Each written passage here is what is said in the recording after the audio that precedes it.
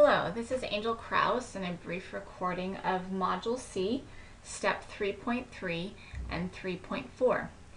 During this brief recording, I'll be reviewing the C4 and the C5 documents in your Module C Inquiry into Teaching and Learning. For the C4 document, this will be the selection of your focus students. So in the unit, you're going to be identifying students that will help you understand how to best differentiate your unit as you work on it in the classroom. So after giving the entry-level assessment, you're going to choose a focus student who is an English learner, a special populations, and then a student of choice. The English learner, if you don't have any designated English learners, this can be a student who is your lowest English proficient, either in writing or reading, somebody who would benefit from strategies and different techniques that are typically used with English language learners in developing language skills. So again, if you don't have an English learner, this can be your lowest English proficient in your class. And then you would know where did they fall on the spectrum of meeting, partially met, or exceeds the standards. Focus student number 2 is a special populations student. This can be a student who receives services through a special education department. It can also be a student who is a GATE student or a gifted and talented. So special populations can include both students who have learning disabilities, but also students who challenge you on the other end of the spectrum where they're going to be, they're already maybe exceeding standards, and how do you meet their needs. The focus student number 3 is a student of choice, and we want this student to round out your focus students. So say if your English language learner is in the not met column, and your focus student, you chose a high performance student who's already exceeding, we want your focus students to be somewhere in the middle. Okay, so or opposite, or another scenario would be if your English learner was maybe partially meeting, your focus student, had a really hard time on the entry level and they were not met, then your focus student would then be a high performing. So you want the 3 students to really show the overall spectrum in your classroom.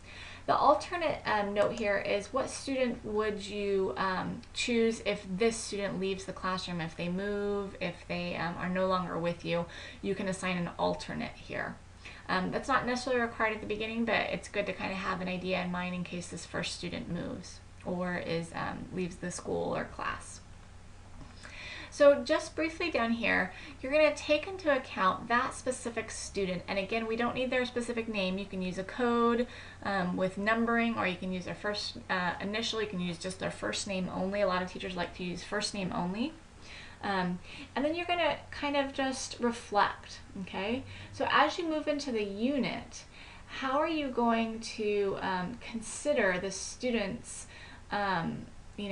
in your development of the unit?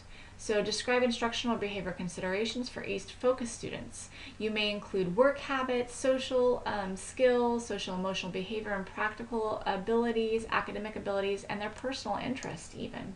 So using these topics up here, how are you going to support your student? What do you anticipate the student will need in order to be successful in your unit and in the end meeting your learning objectives? So you'll do that for your English learner, your special population, and your student of choice. And you can look at each of these questions to see kind of how that will guide you through. So once your students are identified, you'll use this to just make sure that as you're teaching your lessons that you're really thinking about the full spectrum that's in your class. After this is complete, and kind of maybe even sometimes right along the side, you'll start to develop your lesson plans. So let me go over the lesson plans. Again, your unit can be any length. It might be 5 days, it might be 15 days. And so this unit plan or lesson template was created to be flexible. So that kind of says for the first, for 3 lessons in your unit for the inquiry, you're going to use this template or any district-aligned lesson plan template. This template is not required, but you will be required to do a total of 3. So if your lesson plan, if you have a lesson plan that your school uses or your district uses, please feel free to use that. Use what you're comfortable with. If you have a lesson plan that you really like, please use that. This is not required, okay? This template. A lot of teachers do end up using it because it's a different model and they like how it's formatted. So you're going to say how many lessons are in your unit, And then what is this lesson? Is it lesson 1 of 5? Is it lesson 2 of 10? To give us an idea of what the placement is in that unit. You're briefly going to describe what is the progress monitoring assessment in this unit. At the end of the, in this lesson, not the full unit, this is just a lesson plan. So briefly describe the progress monitoring assessment for this lesson. So at the end of this lesson, what have the students demonstrated? How have they demonstrated to you that they are meeting the objective for this lesson? And then please note, is this going to be an observed lesson by your support provider? Your support provider will observe 2 of your lessons in the unit. So out of the lesson plans that you write, 2 of the 3 will be noted that your support provider will have observed them. And if it is an observed lesson, you're going to make sure that you want to collect the assessments from your 3 focus students, and you're going to submit them in Moodle to support your discussion. So when you give a progress monitoring or an assessment, something that you did in this lesson, you're going to collect those from your 3 students. You'll white out their name and you'll submit it in Moodle as documentation. Okay. Oh, I also noted there is a FPU lesson plan in 714, and you can use that instead of this if you would like. Again, the lesson plan template, whichever one you want to use, is perfect, but each of them, of course, will have to have, you know, when you did your lesson, all of the different procedurals that are procedures and steps that are normally in a lesson plan. Again, I do want to highlight that when you put the state adopted content standards, please make sure that you are acknowledging the Common Core state standards.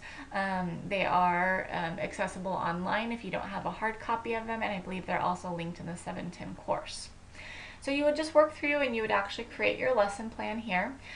This will really help your support provider when they do the observation to get an idea of, you know, how are you expecting the lesson to go. If you're recording your lesson, they may have this up as they're watching the recording. If they're right there in the classroom, they may have this printed out and bringing it in with them.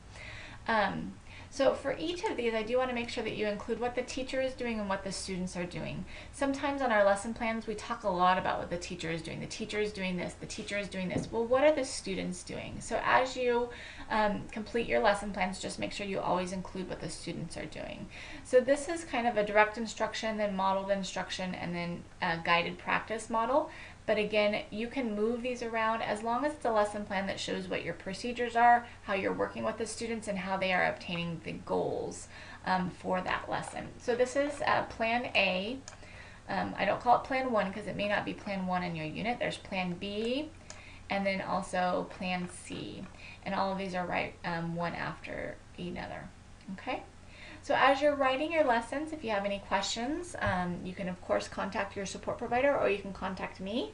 And I think that you'll have some great ideas that have kind of perked or begun to surface as you were doing your IIP.